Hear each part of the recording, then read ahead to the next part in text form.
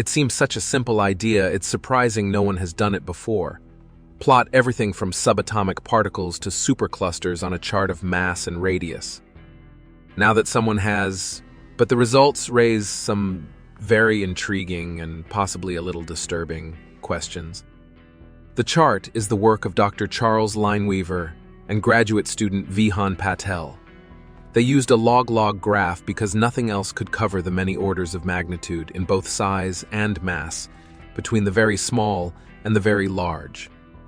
Patel said in a statement that certain areas are forbidden by known laws, or where quantum mechanics blurs the very nature of what it really means to be a singular object.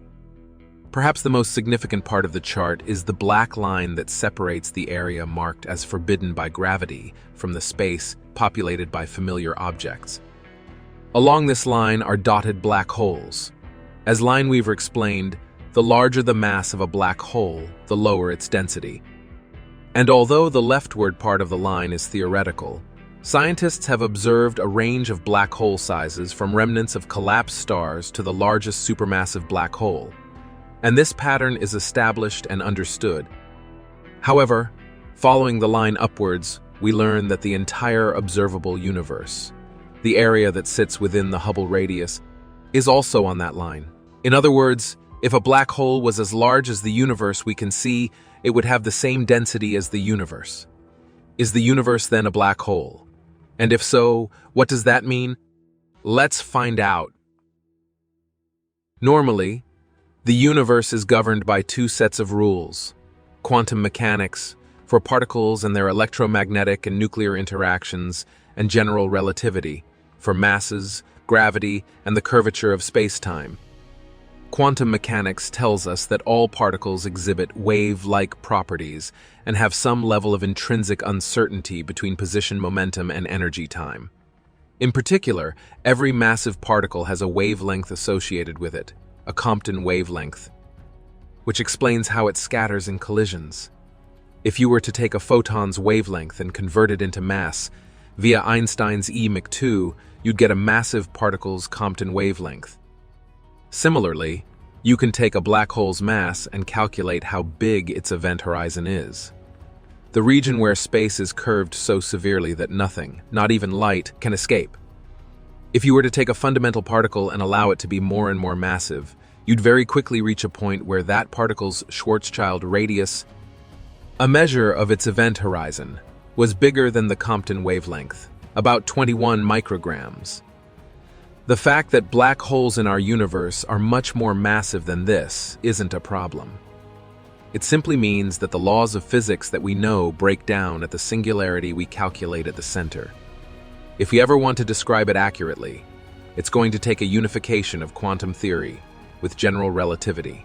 It's going to take a quantum theory of gravity.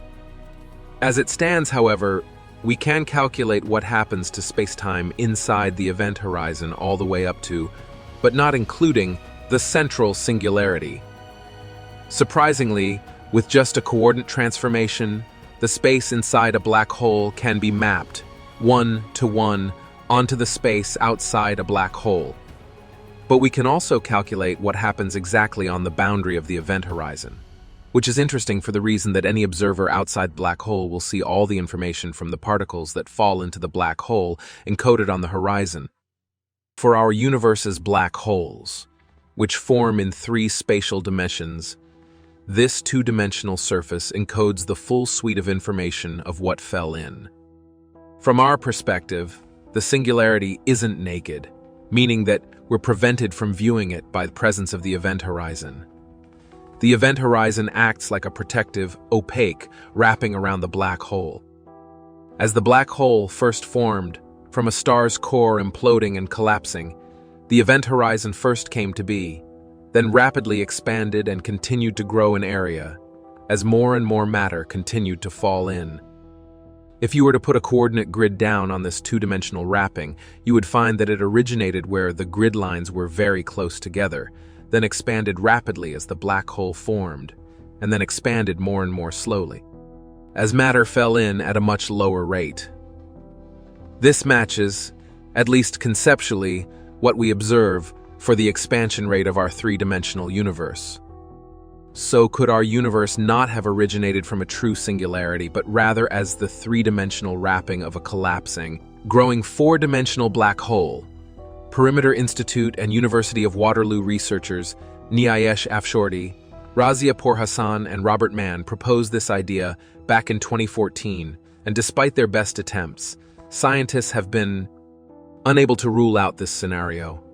While higher dimensions may be well outside our experience, they could very well be responsible for our cosmic origins. Does that mean that every time a supermassive star collapses in a Type II supernova and creates a central black hole, a new, two-dimensional universe is created? As crazy as it sounds, the answer appears to be maybe.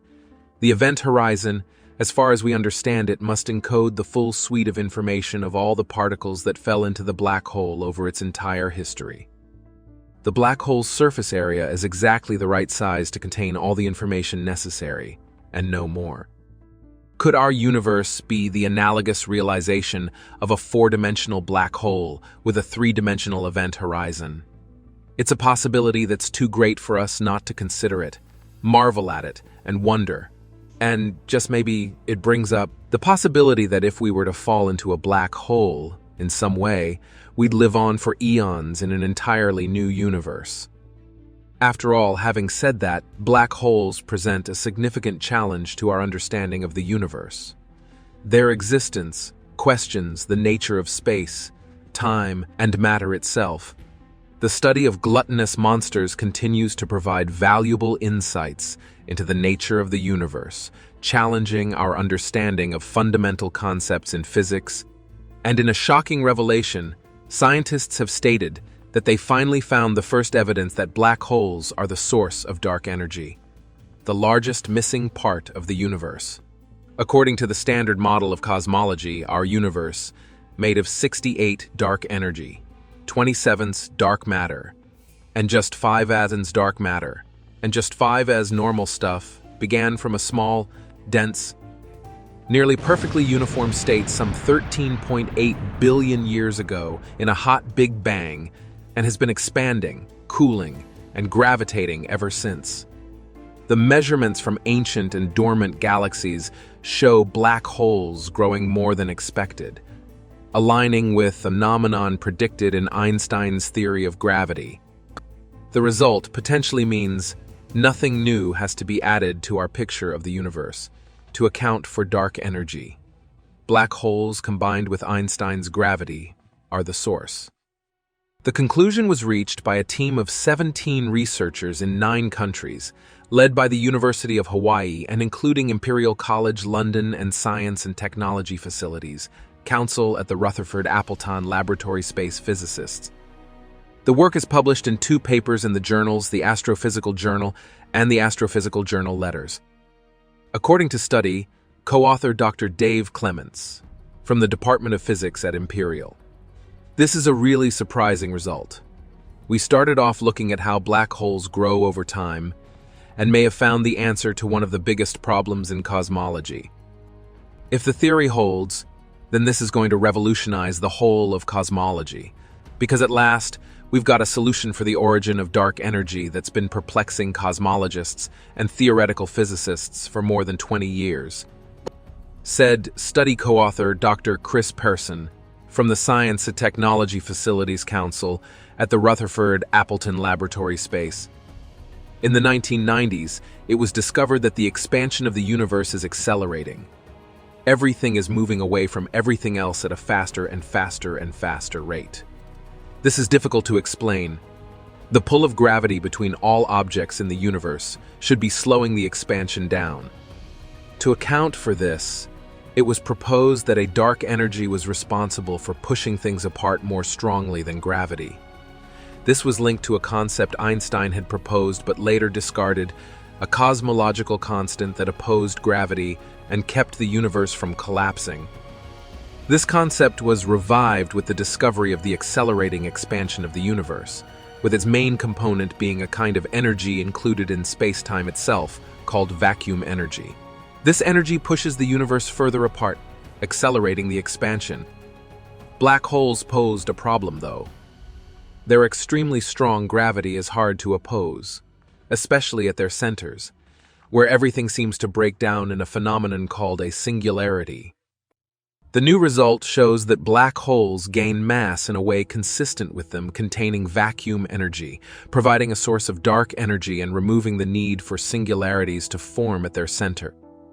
The conclusion was made by studying 9 billion years of black hole evolution. Black holes are formed when massive stars come to the end of their life. When found at the centers of galaxies, they are called supermassive black holes.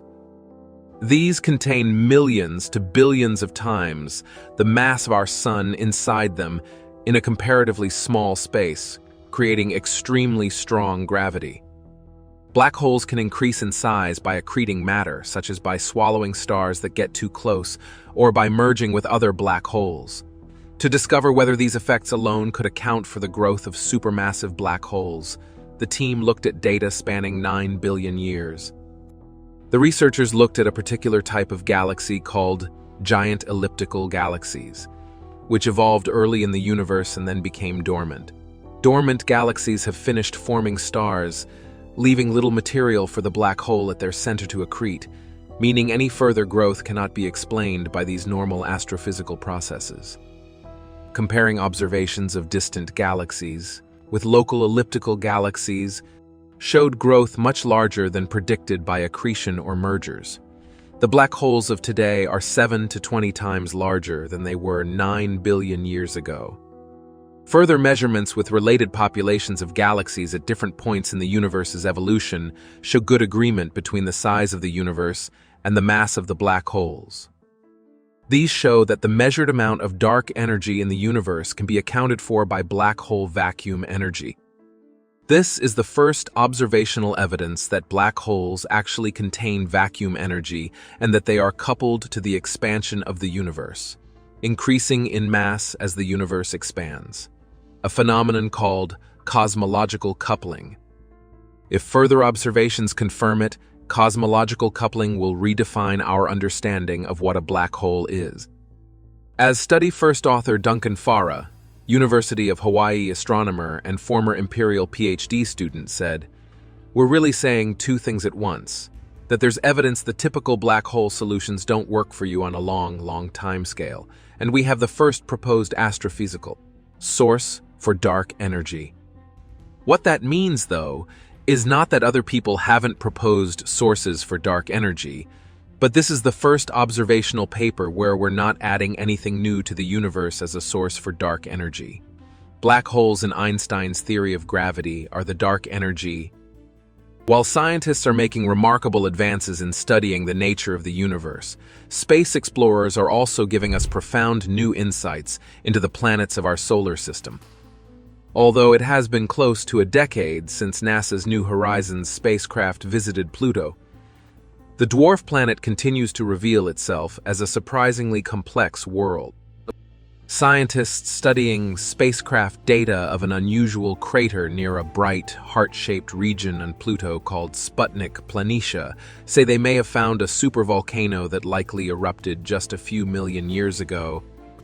That might sound like an incredibly long time ago, but cosmically speaking, it's pretty recent. For context, the solar system is more than 4.5 billion years old.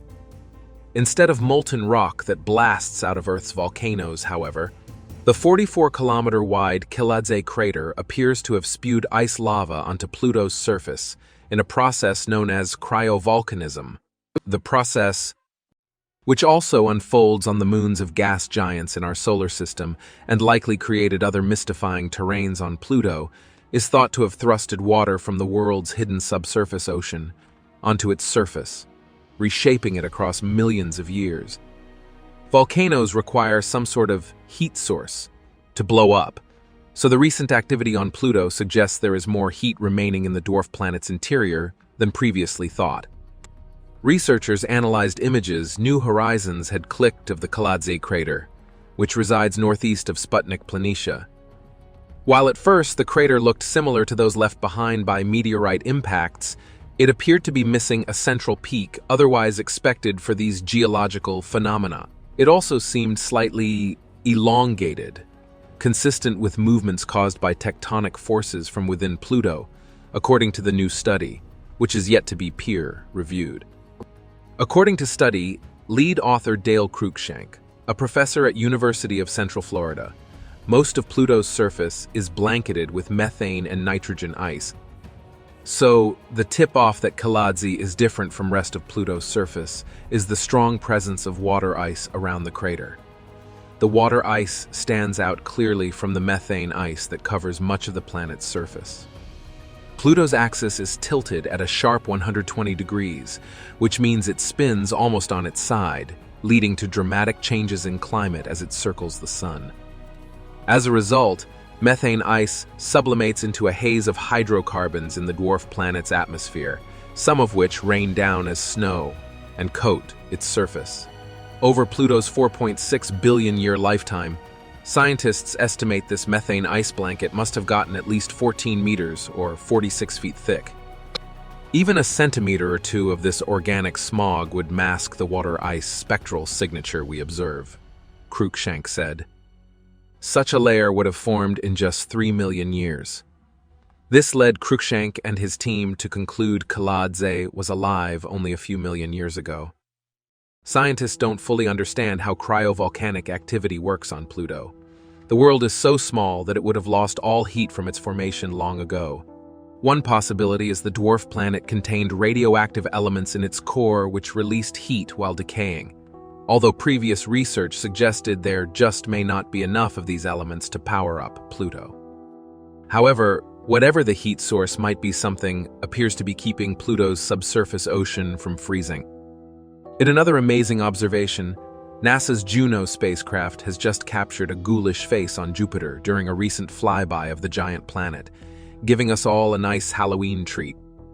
Juno snapped the new image on September 7, capturing a region in the gas giant's far northern reaches that scientists call Jet N7.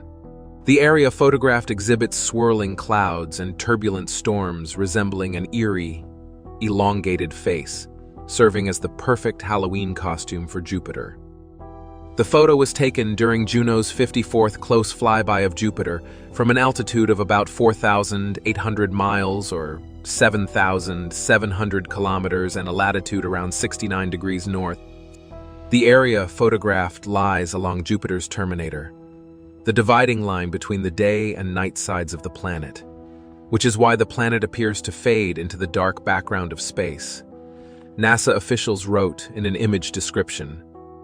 NASA released the spooky photo on October 25, just in time to celebrate Halloween. The space agency compared the haunted view to a Cubist portrait, honoring the painter Pablo Picasso in the process.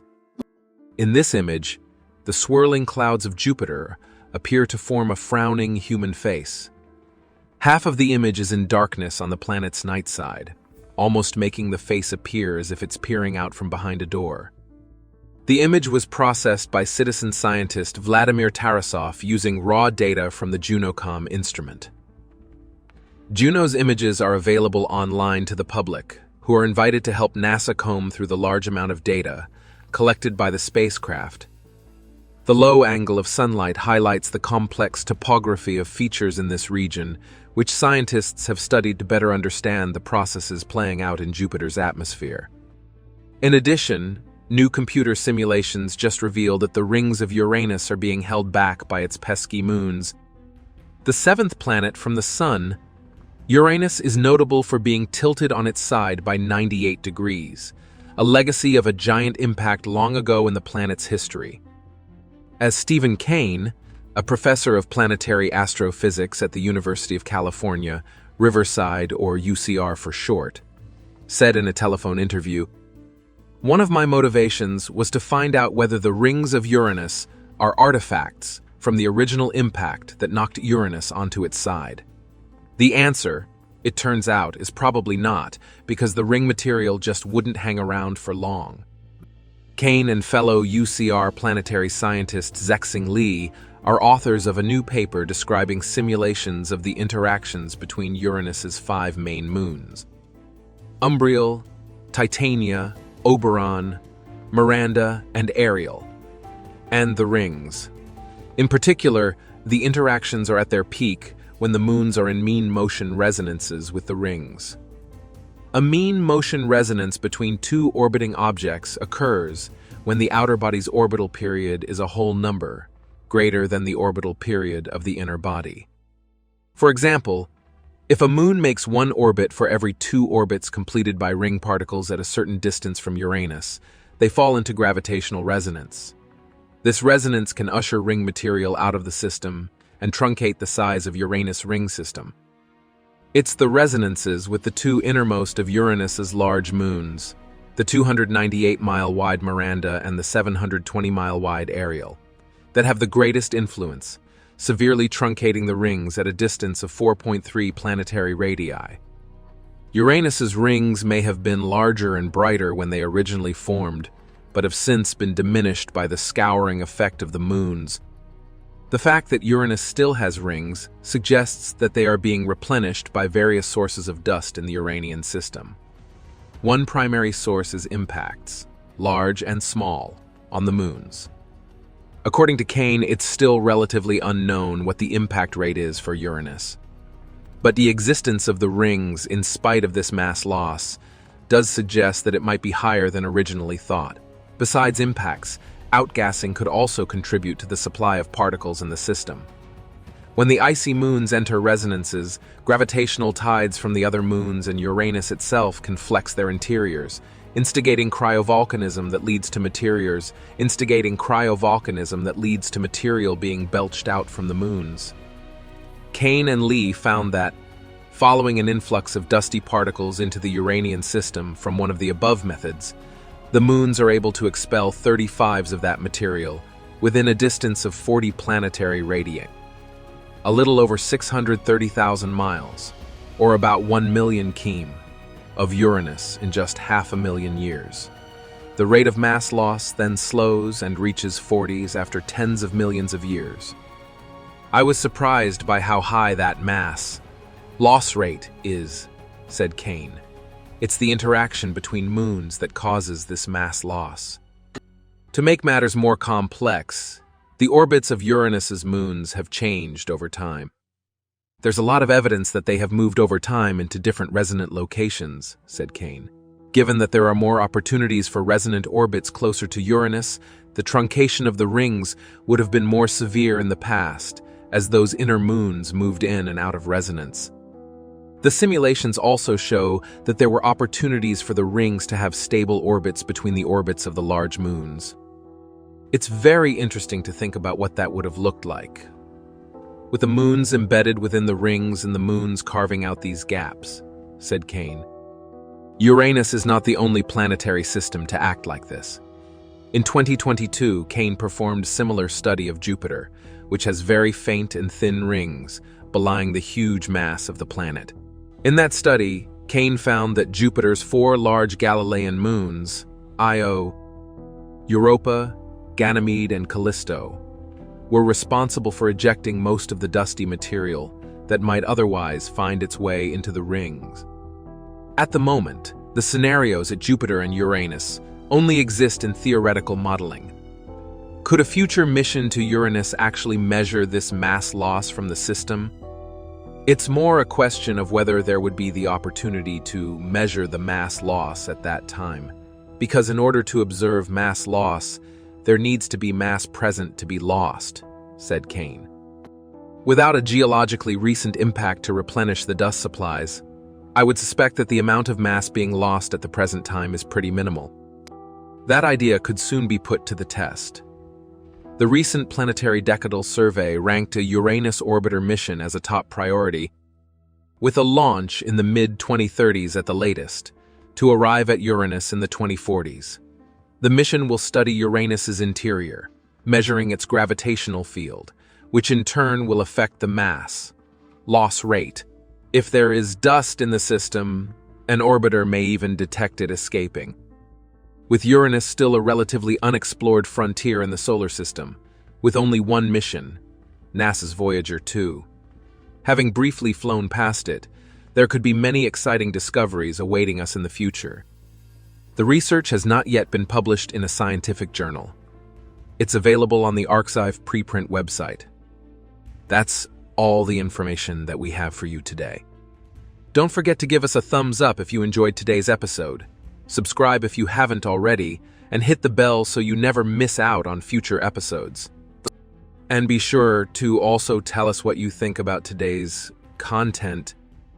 Everyone's support motivates us to continue delivering quality content and to always improve. As always, thanks for watching, and we will see you next time.